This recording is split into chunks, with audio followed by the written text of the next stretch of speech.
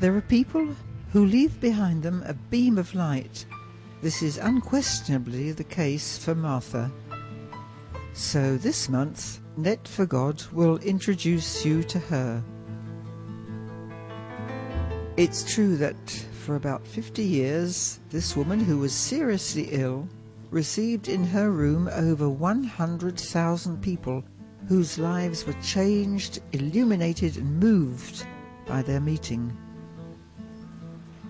From her dark little room in the isolated village of Châteauneuf-de-Galore, she started her work with Father Finet, a priest in Lyon. Marthe Robin died in 1981 at the age of 78. She remains present in the whole world through the Foyers de Charité. Marthe's desire was really to renew love. The idea was the new Pentecost of love, an expression that was to be taken up by Pius XII and John XIII. The world is becoming cold. It must be warmed up, renewed in love. This is why we need the foyer. If you want the fire to spread, it must start somewhere, so this is why the idea started at Châteauneuf to light a fire, a Foyers de Charité, that would give rise to other places where the fire of love would be lit. Everything began from her room.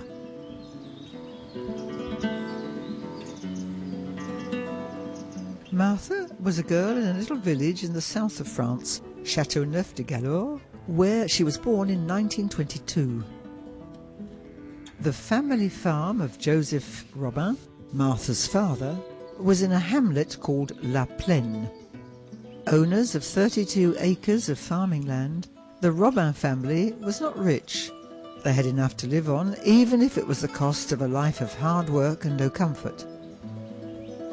Marthe was the last of 6 children.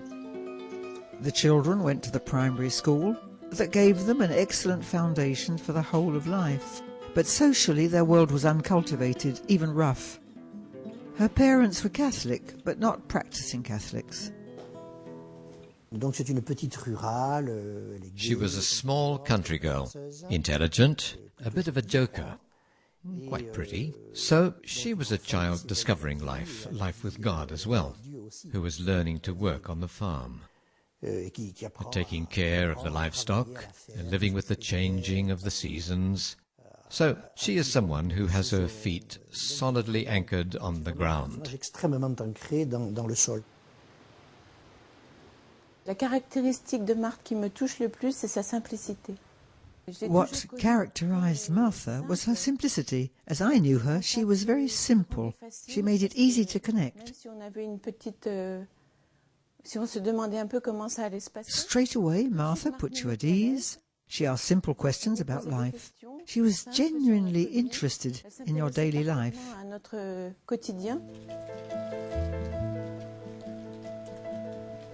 In the summer of 1918, Marthe fell seriously ill. As an adolescent, she entered a new world, that of a sick person. Marthe was only 16. The first symptom was that she fell in the kitchen. That was when the illness began. According to what we know, she had encephalitis that probably developed throughout her life. This would have meant horrible pains in her limbs, her bowels, her head, and then a progressive paralysis in the legs. It did not happen all at once. She suffered enormously. The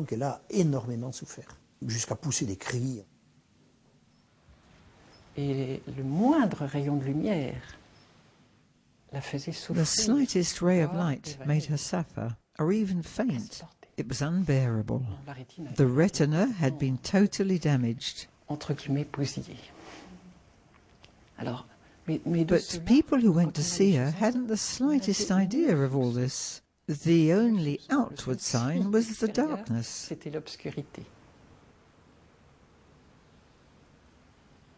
Marthe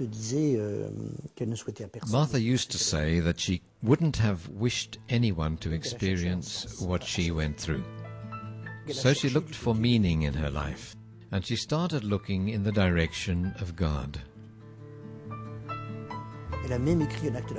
She even wrote a very beautiful act of abandonment.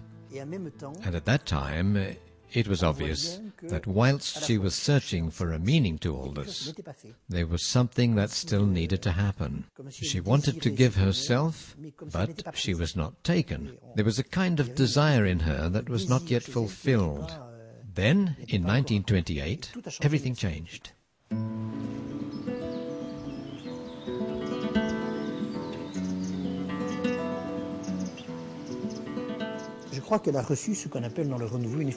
She received an outpouring of the Spirit.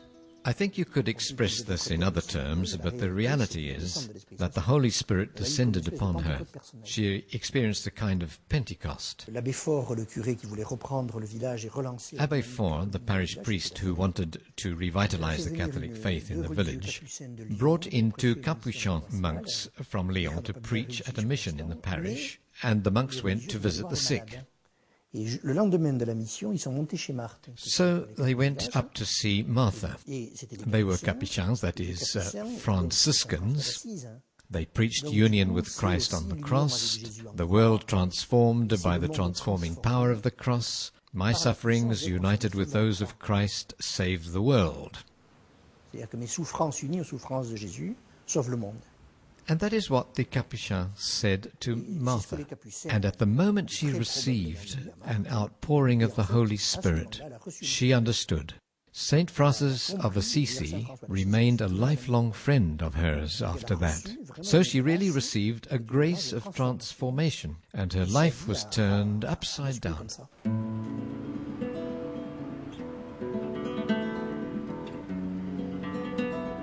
My whole being has been wonderfully transformed, and my soul, which yesterday was buried in disconsolate darkness, is awakening to new vistas.